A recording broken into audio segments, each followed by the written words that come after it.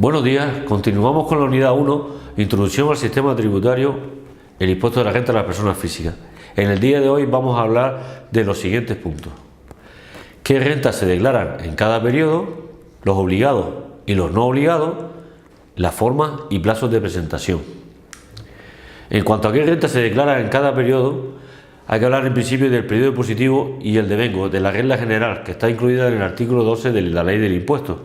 El periodo impositivo es el año natural, es decir, desde el 1 de enero al 31 de diciembre.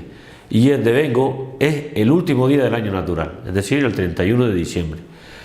La regla especial, recogida en el artículo 13 de la ley, dice que el periodo impositivo será inferior al año natural cuando el contribuyente fallezca en un día distinto al 31 de diciembre, produciéndose el devengo el día del fallecimiento. En cuanto a la imposición temporal de ingresos y gastos, la regla general es la siguiente, que está recogida en el artículo 14 de la ley. Para los rendimientos de trabajo y de capital se imputarán al periodo impositivo en que sean exigibles por su perceptor, con independencia de los cobros. Para los rendimientos de actividad económica se imputarán conforme a lo dispuesto en la normativa reguladora del impuesto de sociedades. Para las ganancias y pérdidas patrimoniales se imputarán al periodo impositivo en que tenga lugar la alteración patrimonial, la transmisión, la pérdida, la recepción del premio, etc. Vamos a poner un ejemplo. Un contribuyente propietario de un piso que tiene arrendado por 600 euros al mes, al que no le hayan pagado los 3 últimos meses del año, deberá imputar la renta anual, es decir, los 7.200 euros, porque ha sido exigible. En cuanto a las reglas especiales del artículo 14 de la ley de impuestos, destacamos las tres siguientes. Cuando por circunstancias justificadas no imputables al contribuyente los rendimientos derivados del trabajo se perciben en periodos impositivos distintos a aquellos en que fueron exigibles, se imputarán a estos practicándose en su caso autoliquidación complementaria, sin sanción ni intereses de demora ni recargo alguno.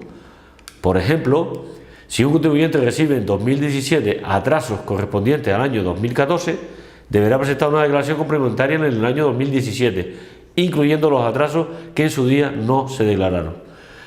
Las siguientes circunstancias son: en el caso de operaciones a plazo o con precios aplazados, el contribuyente podrá optar por imputar proporcionalmente las rentas obtenidas en tales operaciones, a medida que se hagan exigibles los cobros correspondientes. Las ganancias patrimoniales derivadas de ayudas públicas se imputarán como regla general al periodo impositivo en que tenga lugar su cobro. Por ejemplo, si un contribuyente transmite un inmueble por 120.000 euros que cobrará en 4 plazos de 30.000 euros el año de la transmisión y los 3 siguientes, suponiendo que genera una ganancia al hacer esta transmisión de patrimonio de 40.000 euros, esta se imputará en cada uno de los mencionados años y en proporción al cobro, es decir, 10.000 euros cada año. Notas en cuanto a la imputación temporal de ingresos y gastos. En el supuesto de que el contribuyente pierda su condición por cambio de residencia, todas las rentas pendientes de imputación deberán integrarse en el último periodo impositivo que deba declararse. En su caso, se presentará una autoliquidación complementaria sin sanción ni intereses de demora ni recargo alguno. En caso de fallecimiento del contribuyente, todas las rentas pendientes de imputación deberán integrarse en la última declaración que deba presentarse. Pasando al apartado 2 del tema de hoy, los obligados y los no obligados, con carácter general, están obligados a presentar y suscribir declaración por este impuesto los contribuyentes del mismo. Esto se divide en 3 apartados. El primero son las personas físicas que tengan su residencia habitual en territorio español, cuando se dé cualquiera de las siguientes circunstancias: que permanezca más de 183 días durante el año natural en territorio español. Para determinar este periodo se computarán las ausencias esporádicas, salvo que el contribuyente acredite su residencia fiscal en otro país.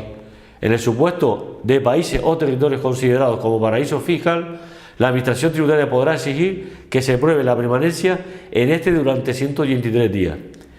Un ejemplo sería: una persona física de nacionalidad española es destinada por la empresa en la que trabaja a un puesto de trabajo en Francia, por lo que sale del territorio español el 16 de octubre de 2017. Durante 2017 reside habitualmente en territorio español porque permanece en el mismo más de 183 días. En cambio, una persona física de nacionalidad española que es destinada por la empresa en la que trabaja a un puesto de trabajo en Francia, por lo que sale el 16 de marzo de 2017, en principio se seguirá computando como días de permanencia los días de ausencia, pero si la persona física consigue un certificado que acredite la residencia fiscal en Francia para el año 2017, pasará a ser considerado no residente por las rentas obtenidas en España en dicho año. La segunda circunstancia es que radique en España el núcleo principal o base de sus actividades empresariales o profesionales o de sus intereses económicos, independientemente del lugar donde habitualmente resida. Por un ejemplo, un empresario español reside desde hace 2 años en Portugal y su única actividad es una fábrica situada en Badajoz. El empresario reside habitualmente en España, pero es donde radica el núcleo principal de su actividad empresarial, la fábrica. Es decir, que aunque esté residiendo en Portugal, su actividad está en España, pues por lo tanto tiene la residencia en España. Nota: se presumirá, salvo prueba en sentido contrario, que el sujeto pasivo tiene su residencia habitual en territorio español cuando reside habitualmente en España, el cónyuge no separado legalmente y los hijos menores de edad que dependan de él. Como por ejemplo un trabajador de una empresa española que reside desde hace 2 años en Roma, destinado por la empresa en la que desempeña su servicio. Se desplaza a Madrid los fines de semana y en periodos vacacionales para estar con su cónyuge e hijos, que mantienen su residencia en dicha ciudad. Por presunción, este trabajador es considerado residente en España, pero podrá destruir la presunción con un certificado de residencia fiscal en Italia. El segundo apartado de contribuyentes de obligados al IRPF son las personas físicas de nacionalidad española que tuviesen su residencia en el extranjero por ser miembros de misiones diplomáticas o de oficinas consulares españolas, representantes del Estado español en organismos internacionales o funcionarios españoles destinados en el extranjero. Y por el tercer apartado, no perderán la condición de contribuyente la persona física de nacionalidad española que acredite su nueva residencia en un paraíso fiscal en el periodo en el que se efectúe el cambio y los 4 periodos siguientes.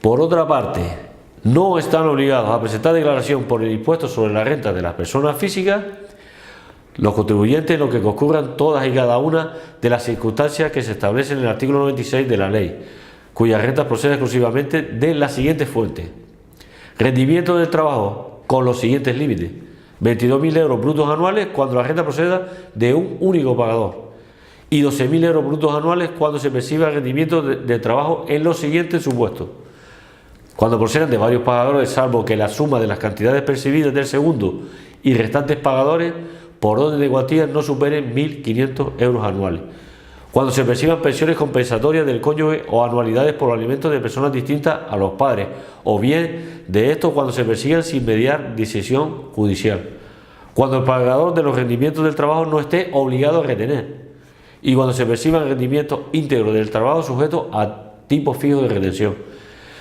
Esto en cuanto a los rendimientos del trabajo. En cuanto a los rendimientos del capital mobiliario, es decir, dividendos de acciones, intereses de cuenta, de depósitos, de valores, de renta fija, etcétera, y ganancias patrimoniales y ganancias derivadas de los reembolsos de participaciones en fondos de inversión, premios por la participación, concursos, juegos, etcétera, estarán sometidos a retención e ingreso a cuenta con el límite conjunto de 1.600 euros brutos anuales.